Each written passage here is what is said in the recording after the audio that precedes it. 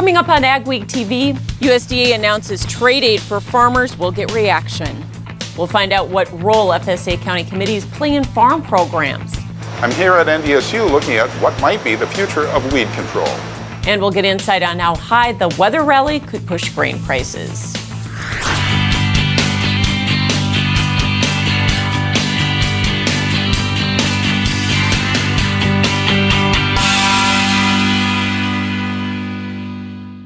Welcome to AgweekTV. I'm Michelle Rook. Farmers are getting a few more details on the trade aid package announced by USDA last week, but there are still plenty of unknowns, especially about the payments under the new Market Facilitation or MFP 2.0 program. North Dakota Senator John Hoeven held an informational session with farmers to answer questions and gather concerns. Unlike the last program, this MFP payment will be based on a county payment rate taken times a farmer's total acreage on aggregate for 2019.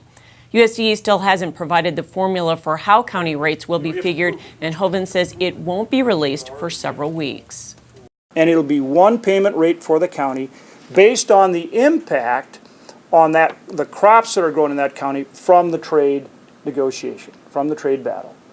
So then each county will have a payment rate, and then that will be applied to a farmer's 2019 planted acres in aggregate, not by crop, in aggregate. Farmers must plant a crop to get an MFP payment, and Hoeven says that's because under CCC spending authority, USDA can only reimburse farmers for grain or a crop that's planted. However, he says there is additional assistance in the pending disaster bill.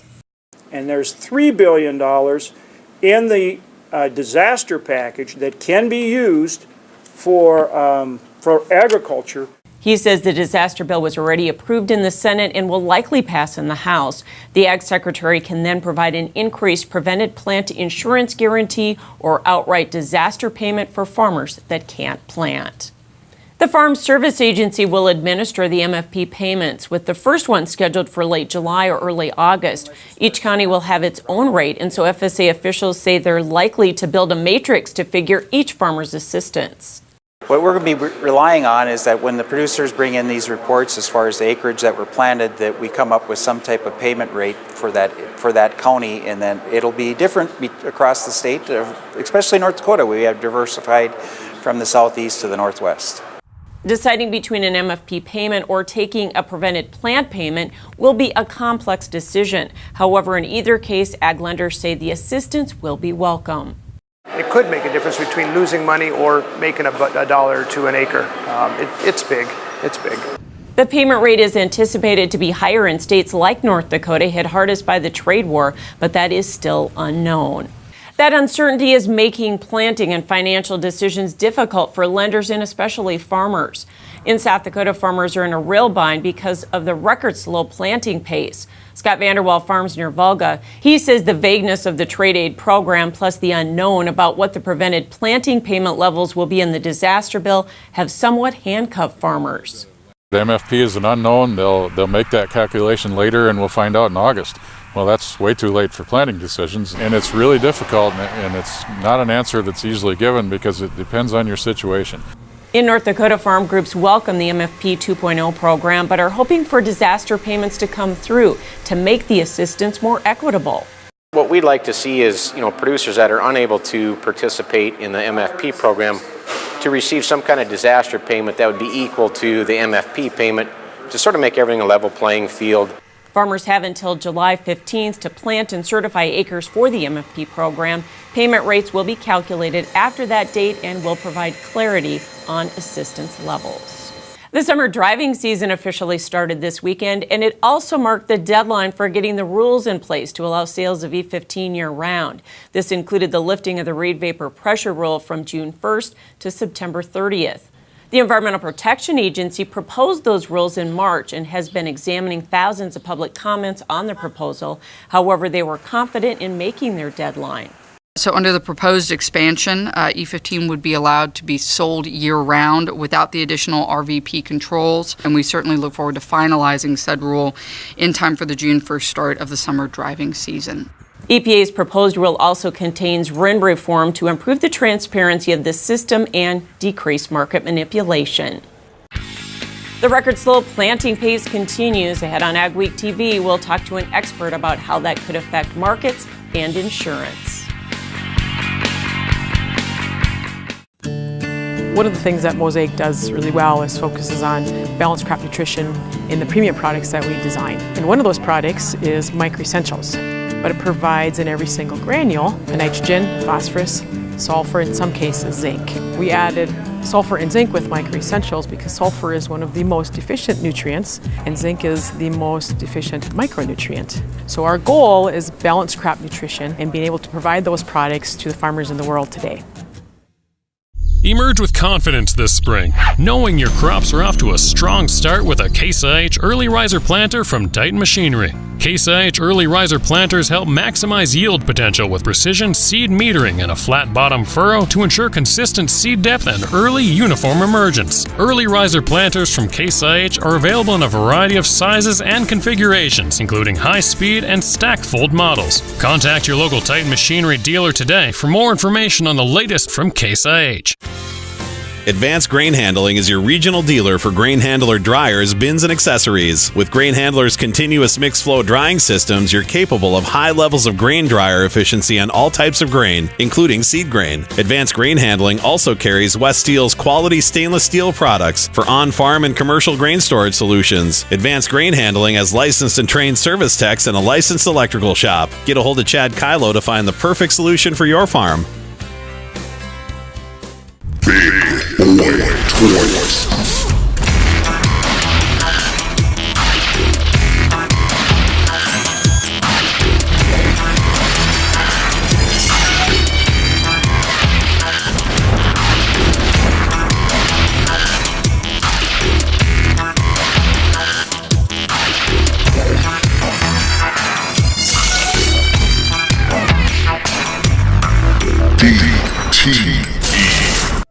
Add more bushels to your hopper and money to your pocket by harnessing the power of air with Crary Wind Systems. Whether your beans are chest high or barely off the ground, Crary offers two solutions that add a constant stream of high-velocity air to quickly feed crop back to the auger, eliminating bunching, reducing shatter loss, and increasing your ground speed. Don't let crop conditions dictate your yield. Check out the Crary Air Reel or Crary Wind System today.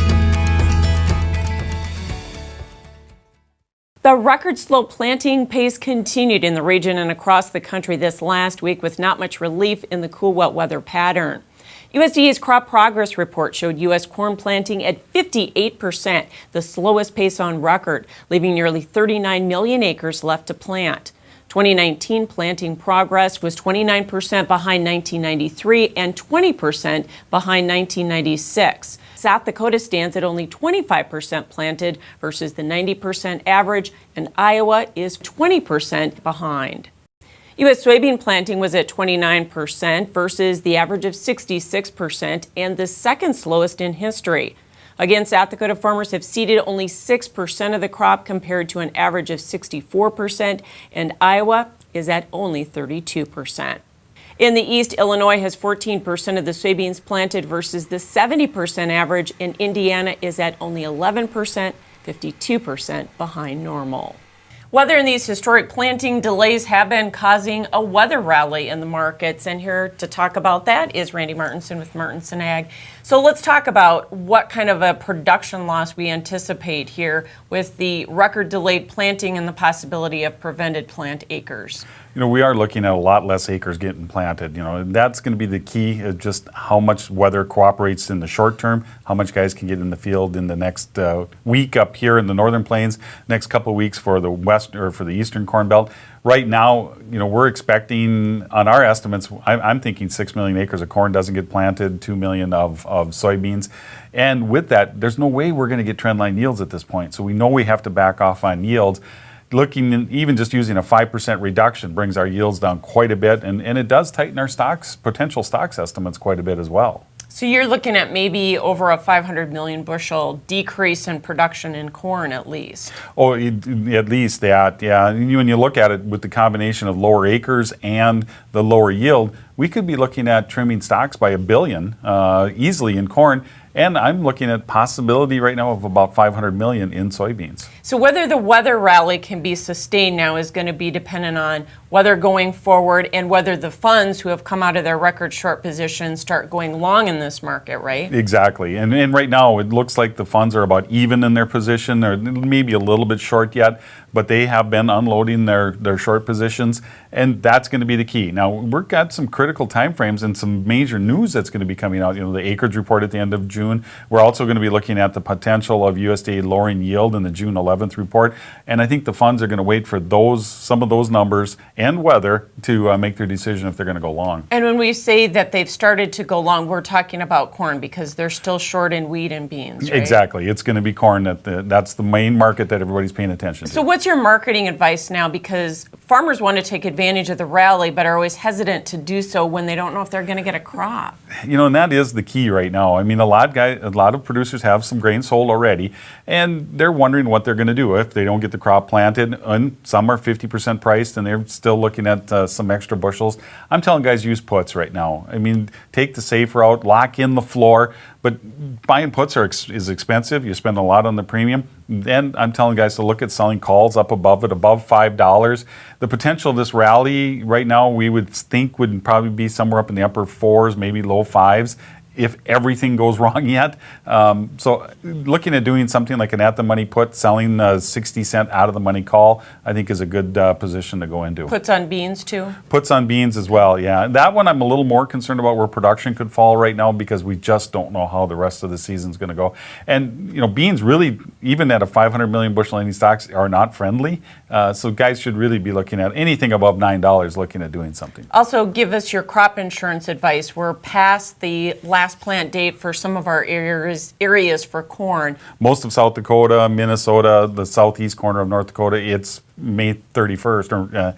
So any day after that, you lose 1% up to 25 days at the 25 days after last planting date, then you go to prevent plant coverage. So it's not really feasible to go past that a week to 10 days in planting corn or soybeans for that matter, because then you hurt your EPH so much. Some good advice. Thanks for joining us in these volatile weather markets. Randy Martinson with Martinson Ag.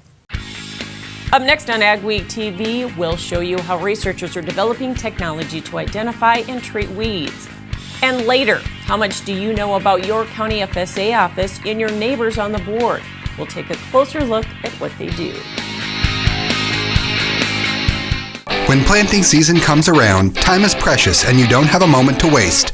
This spring, keep your planters rolling with a user-friendly seed tender from North Star Ag. We have seed tenders for every sized operation from Meridian, Unverferth, and J&M. North Star Ag also sells a variety of Valmar spreaders, the leader in air boom delivery, and is a full-service Meridian hopper bin dealer. Visit NorthstarAg.com to see our complete new and used equipment inventory or give us a call. How can one tillage tool handle most field conditions, residue types, and tillage practices? It takes a Renegade, the Summers VRT Renegade. Switch from vertical to aggressive tillage and anywhere in between. Adjust blade angles, tillage depth, and more on the go, all from an iPad. Get the tillage results you want, like only the Summers VRT Renegade can. For more information or a demo, contact your Summers dealer. When you think about it, productivity starts at planting. So it's time to rethink how productive your planter can be. We did with the new Case IH 2000 Series Early Riser Planter. We rethought your row unit so it's tougher, more accurate. We rethought your meter, took the most precise technology, factory installed it. We rethought every inch of the Case IH Early Riser Planter to make it the most productive planter around. And if you think about it, that's exactly what you want. Small or large, Superior Grain Equipment has a storage solution for you with a wide variety of bin options and accessories, along with site planning and superior customer service. Plus, from top to bottom, we offer the industry's best bins and warranties to protect your products and your grain storage investment. Get superior quality, protection, and reliability with generations of experience and dependability. Make the superior choice today with Superior Grain Equipment. This is Dennis Belisky reminding you we do auctions and we do them well. You've built your operation with hard work, and when it's time to sell, all or part, you deserve the best. Details from repairs and preparation to promotion and settlements are not routine. Chances are you'll only do this once, so we'll tailor an auction just for you and get it done right. On-site at your farm or added to one of our highly successful Alaris Center auctions, we have the skill, reputation, and integrity to meet your needs with best-in-class commitment and quality service. Find us at resourceauction.com or call 701-757-4015. NDSU is part of a new 5-year, $5 million project to use precision technology for ag research. The goal is to improve crop and livestock production. And as Mikkel Pates reports, a big aspect is weed control. We believe the next generation of the farmers has to be involved with technology. Farmers dream about a day when they might send a drone off into the air and check for weeds in their fields and then send another machine to go and spray specific ones. If that's going to happen, it'll start with research at places like NDSU. NDSU's role in this USDA project is using precision ag technology to conduct crop production research. In addition to the USDA, NDSU is collaborating with Mississippi State on this program, which launched just this spring. It's a 5-year study of precision crop production. One focus is training drones to identify weeds from other weed species and from crops. Water hemp, Palmer amaranth, and red pigweed are all very similar in their appearance, and so additional technologies may be needed outside of just visual. To do this, they're using thermal and hyperspectral imaging. There are some leaves like this too. They are different species, but they look like the same. So this is a hyperspectral camera. Hyperspectral data will tell us the difference between different species. It's just like our human brain. Our brain learns what's the feature in front of our eyes, and then we will know what is the species and what is it. That will allow for targeted spraying of just the weeds in a field. That could go a long way toward tackling the problem of herbicide-resistant species with less use of chemicals. I think any technology that helps us with particularly weed resistance is something that our group is very interested in and trying to aid with solving those problems. In a related matter, this spring, NDSU started a new Precision Ag degree program to bring new people into this field. In Fargo, this is Mikkel Pates for Ag Week. You can read more about this in the next Ag Week magazine. Speaking of weed control, despite the recent verdicts against glyphosate and many more pending lawsuits, the Environmental Protection Agency is not finding a scientific reason for concern with the use of this common herbicide. As part of the EPA's preliminary re-registration of various herbicides, which happens every 15 years, the agency looked at glyphosate, or Roundup, and put out a positive initial finding that it is non-carcinogenic to humans. We found no public health risk when glyphosate is used according to the label. And we did find some environmental or ecological risk, and so we have proposed in this decision some requirements to minimize drift, to minimize impact on non-target species. The proposal is currently open for public comment. Dunn also says there may be other popular herbicides that will be reviewed during the fiscal year 2019, such as atrazine, the neonicotinoids, the pyrethroids, and chlorpyrifos. With the record slow planting pace, farmers are hoping for a pattern change. Lydia joins us with the outlook.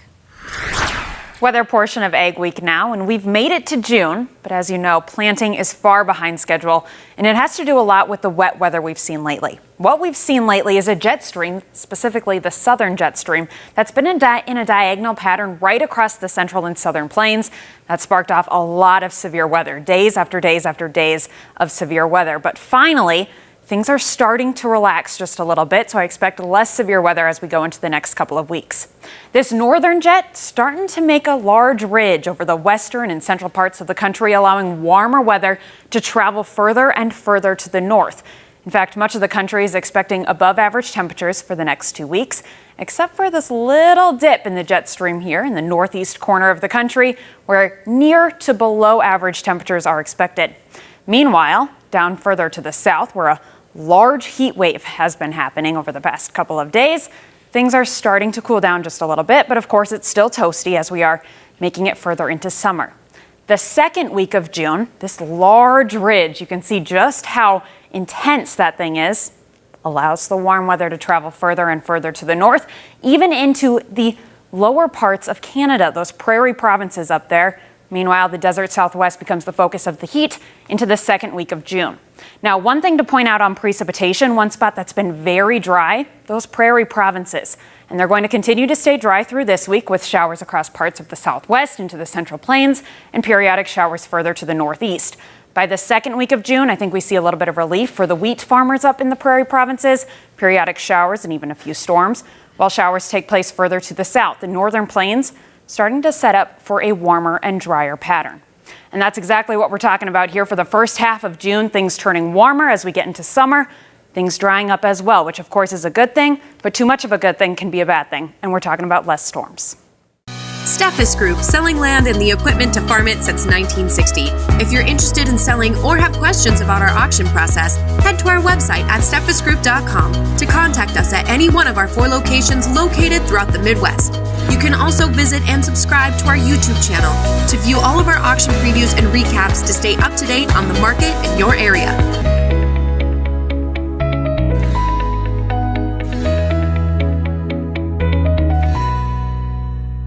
With the all-new GreenFit system from Reichart, plug-and-play is finally a reality when using John Deere AutoTrack guidance with existing new products like the Challenger 1000 series or all-new C-Series Rogators from Butler Machinery. GreenFit is an authorized navigation interface that utilizes existing John Deere AutoTrack guidance systems to steer most Challenger tractors and sprayers. GreenFit eliminates the worry of learning and converting to a new steering system when buying an industry-leading Challenger from Butler Machinery. Learn more about GreenFit at butlermachinery.com/greenfit. Farmers take pride in growing safe, affordable, nutritious food. And since over 90% of U.S. farms are family or individually owned, keeping land and animals healthy makes sense for all of us. If you have questions about the food you eat, talk to the people who grow it. North Dakota farmers and ranchers are your best source for reliable facts on food and farming. Visit findourcommonground.com and become part of the food conversation today. Brought to you by the North Dakota Soybean Checkoff. Do you have a vested interest in land? The upcoming Great Plains Land Expo is a must-attend event for landowners, developers, mineral interest owners, farm operators, and investors. Join us on Wednesday, June 26 in Fargo as we hear from a variety of industry leaders speaking on topics relating to land, energy, and minerals. You'll discover ways to capitalize on agriculture and energy opportunities and learn how to become a better steward of our natural resources. Early bird rates are available, so register today at GreatPlainsLandExpo.com. Martinson Ag Risk Management offers a variety of crop marketing and crop insurance packages to our customers. With over 40 years of experience, our dedicated staff works hard to ensure you get the best advice on crop insurance, marketing, and risk management. Contact Randy or any of the staff at Martinson Ag Risk Management today at 701-205-4200 or visit us online at martinsonag.com. The FSA is the most visible agency for farmers dealing with the Farm Bill programs and the USDA. It's who administers disaster programs and where acreage gets reported for the ARC and PLC programs. But what many people don't realize is that every county has a board of local farmers making final program decisions and approvals. Jenny Schlecht has more in our Ag Week cover story. It's their local representation, plus it's a great way to learn the programs from the inside aspect and everything that FSA is involved in on a daily basis. Justin Mossett is the FSA Executive Director for Grant County. Every county has a committee of farmers or ranchers from that county to make sure the programs are administered properly. And Mossett says it's good for producers to know their peers are making the decisions. Not everything is number games. You have the local producers in the community too, knowing exactly what's going on. Joel Klein raises crops and livestock near Elgin, North Dakota. He also worked as an ag banker and custom applicator, so he brings a lot of experience to his role on the Grant County Committee. You try to be fair for everybody and make it as simple as you can, but when you've got people who are very good at bringing in records and the next person who just brings nothing and expects to get a payment out of it, it's hard to make that's fair for everybody when you've had somebody who's doing the work that needs to be done to do it properly. Klein says serving on the committee isn't especially hard or time-consuming, and he says it's a great way to learn ag policy and get to know your neighbors. In Elgin, North Dakota, this is Jenny Schlecht for Ag Week. You can read more about it in the next Ag Week magazine or at agweek.com. Still ahead on Ag Week TV, if your summer plans include grilling beef, we'll have some tips for making it perfect. When you think about it, productivity starts at planting.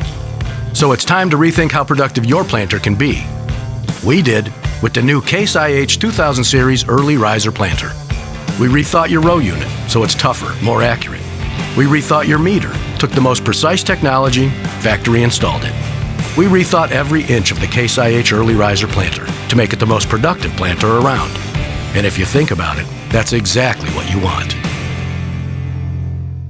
Ag Week is excited to bring you the Ag Week app with useful features and the latest news and information right at your fingertips. Get your Ag Week news, weather, and the latest episodes of AgweekTV.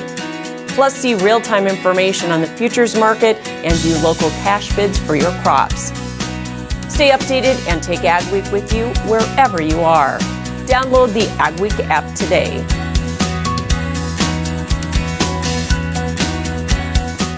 Where do you go for the latest news in agriculture? Ag Week magazine. Reaching over 70,000 farmers and ranchers in North Dakota, Minnesota, South Dakota, and Montana. Ag Week provides the most up-to-date information on the markets, the trends, and the people who make it all happen.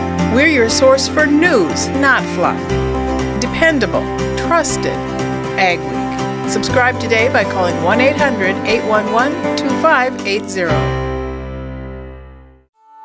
I'm Jenny Garth, and as a mother of 3, I know kids worry about a lot of things.